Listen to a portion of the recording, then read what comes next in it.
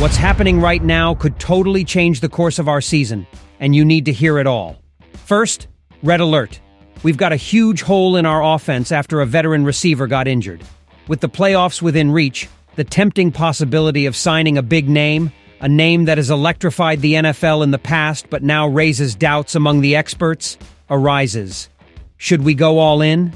Stay until the end because this decision could define our season and maybe our locker room. But wait, because there's a new hope beating strong within the team. A young receiver is ready to step up, take charge, and prove he has what it takes to face the most critical moment of our campaign.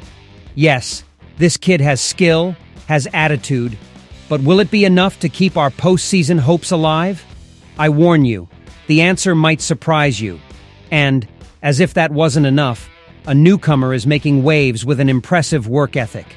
He arrived, put on the helmet, grabbed the playbook, and is ready to show he can be the perfect cog we need. Will this be the masterstroke that takes us to the playoffs, or just a temporary fix? Washington Commanders family, let me tell you something. This team just took a hit that could affect our playoff aspirations. Yes, that's right. The injury of veteran wide receiver Noah Brown makes things tough, and now we're facing a hot topic that's heating up the networks and debates in the NFL hallways. Odell Beckham Jr. is available. But here, on this channel, we ask the real question. Should the Commanders fall into the temptation and sign OBJ? I tell you this, Odell Beckham Jr. was a superstar, an absolute machine in his prime. His famous one-handed catch in the Giants vs. Cowboys game marked an era, amazed us, left us in awe, and there, he built his legend. But that legend, my friends, is increasingly becoming a thing of the past. OBJ is not the player he used to be, and that's the plain reality our team has to face. So, what's been up with Odell lately? After signing with the Miami Dolphins, a team designed for offensive firepower, OBJ only managed 18 catches in 9 games. Total yards this season? Mediocre, just 55. Yes, you heard that right, 55 yards, and this is a player who used to be synonymous with big plays. Oh, family, this looks more like a shadow than the electrifying WR we knew. And if Mike McDaniel, one of the best offensive minds in the league, couldn't get the best out of him, what makes us think the Commanders could reignite that spark? I'm clear. Odell no longer has that explosiveness that made a difference. Injuries have hit him, taken a toll on his body, and also, let's be frank, on his reputation in the league. OBJ now seems more like a revolving door player, the typical veteran who goes from team to team trying to cling to his legacy. Is that what we want for the Washington Commanders right now as we fight to secure a playoff spot? I doubt it very much. And here's my next thought. Adam Peters, the new general manager, has shown to be a man of smart, methodical moves without falling for emotions or flashy names. We saw it last offseason when he preferred to build from the ground up with players who fit the team's system rather than buying starters at any cost. Sure, we made a big move by trading for Marshawn Lattimore, but that was different.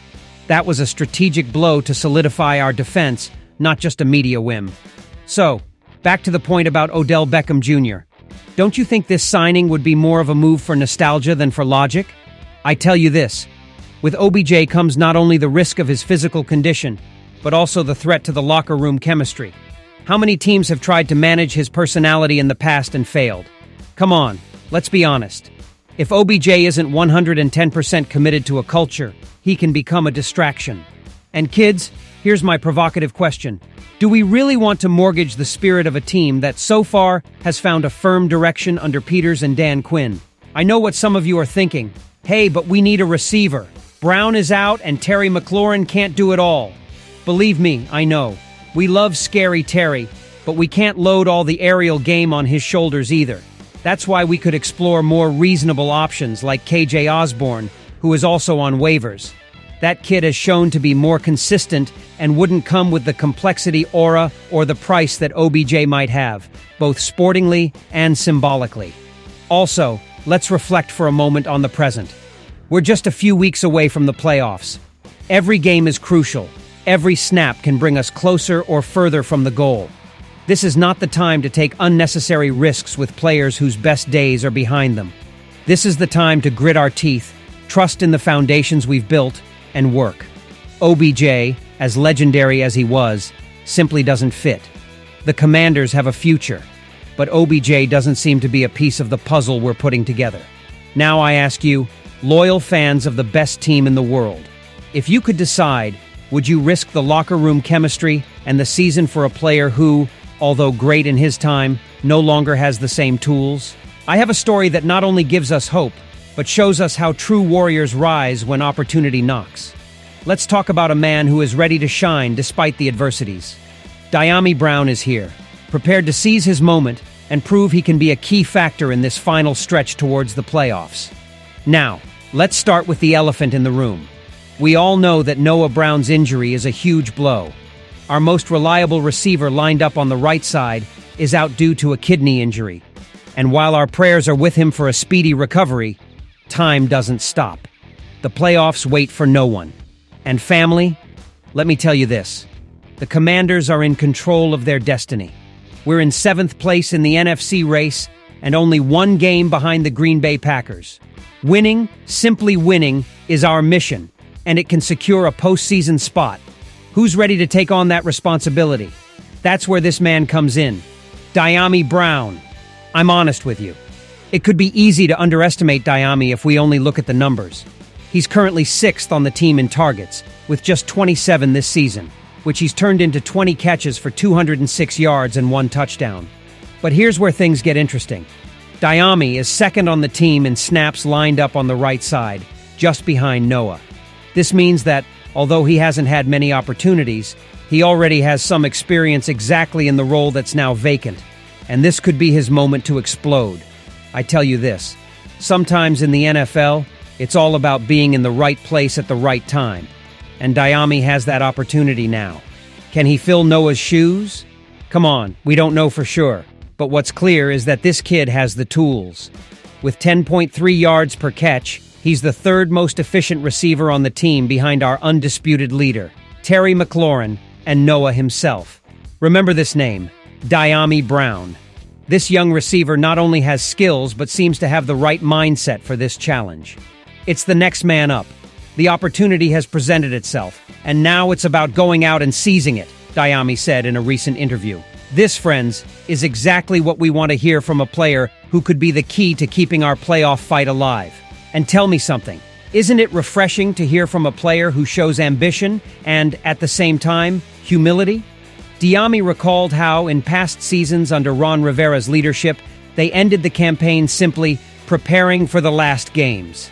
But this year is different. This year there's something bigger at stake, a true postseason race, and Diami is hungry to be part of it. Now let's be clear, this is not going to be easy. Opposing defenses are going to adjust their focus towards McLaurin, and that will open up opportunities for others, including Diami. But can he be consistent?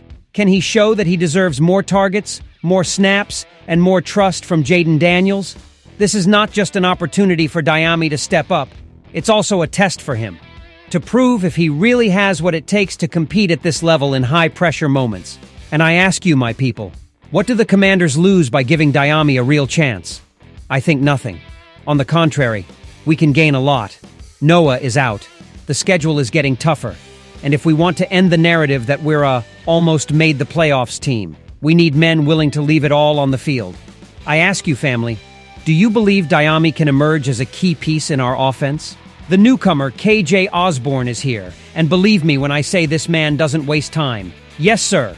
We signed him on Wednesday afternoon. He arrived the same day at midnight, and by 5 in the morning he was already with the playbook in hand and working. If that doesn't scream commitment, then I don't know what does. But the real question here is, can KJ Osborne be the lifeline we need after Noah Brown's injury? Let's break this down together. Now, let's talk straight. The Commanders, now placed 7th in the NFC, have found a rhythm, especially after the resounding victory against the Titans, 42-19 to break a 3-game losing streak. But before we celebrate too much, let's remember that Noah Brown, a crucial player, suffered a serious injury. Noah's absence leaves a huge gap on the sides, and this is where our new guy, KJ Osborne, comes in. Who is Osborne? Some of you might say, well, he's coming from the Patriots, a team that's 3-10 this season. How good can he be? I tell you this, the numbers he had in New England are not impressive at first glance. Just 7 catches and 1 touchdown. But here's the detail I want to highlight. Context matters a lot. The Patriots are having a season to forget, with an offense led by a Mac Jones who has lost all direction. No one would shine there right now. What we need to analyze is something else. The attitude, the work ethic, and how Osborne can fit into our offensive scheme. And friends, it all starts with effort.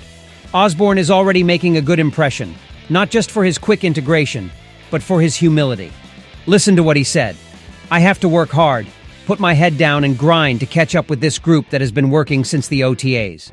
That sounds like someone who understands there are no automatic passes to success here. In this team, effort is earned with sweat, and it seems KJ is ready to pour it out in spades. Moreover, there's something I love about this move: versatility.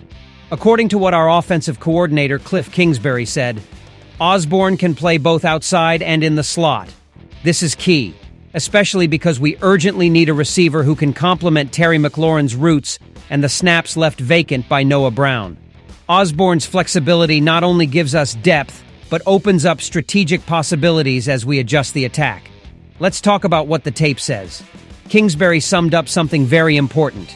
From what I've seen on the tapes, he's a guy we can definitely use. That, my friends, is gold when it comes from someone like Kingsbury. The guy doesn't beat around the bush. What it means is that Osborne has tools, even if he hasn't had many opportunities to show them this year. And believe me, places like Washington can be the moment to revive careers that seem stuck. But now I ask you, can KJ Osborne really fill the void left by Noah Brown? Well, let's be honest. Noah was the second most efficient receiver behind our undisputed leader, Scary Terry, and he was also coming off a very solid season. It's not easy to replace someone at that level. But here's the key. We don't need Osborne to be a hero overnight. We need him to be consistent, to know how to take advantage of those intermediate routes that will open up the field for McLaurin and the ground game of Antonio Gibson and Brian Robinson Jr. This team doesn't need magic. It needs reliability. And let me tell you something else. I think the fact that Osborne is joining a team with a winning mentality, a team with an 8-5 record and playoff aspirations, can be fuel for his performance.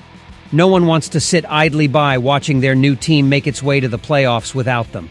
This context could ignite a spark in Osborne and bring out the best in him. So family, here's where I think this move has very high strategic value.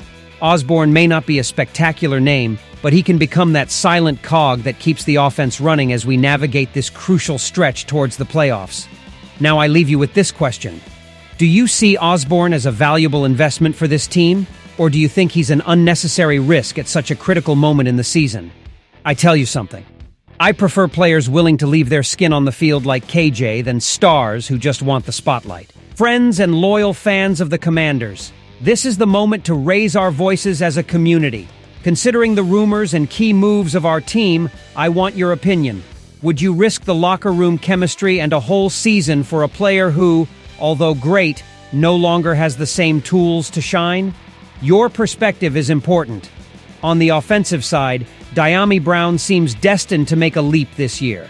Is this his moment to establish himself as a key piece in our offense? Do you trust his ability to surprise us all? Because there's no doubt this team needs warriors ready to give it all. And to close, something that has many fans talking: Osborne's arrival. Do you think he's the perfect piece to give this team a boost?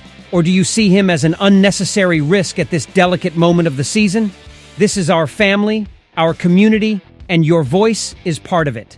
If you want to keep debating, analyzing, and sharing the excitement of our team, I invite you to subscribe to the channel now.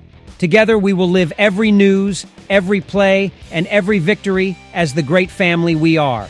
Leave your comment with your answers to these questions and join our mission to keep supporting the Commanders. I sign off as always, and remember, hail to the Redskins!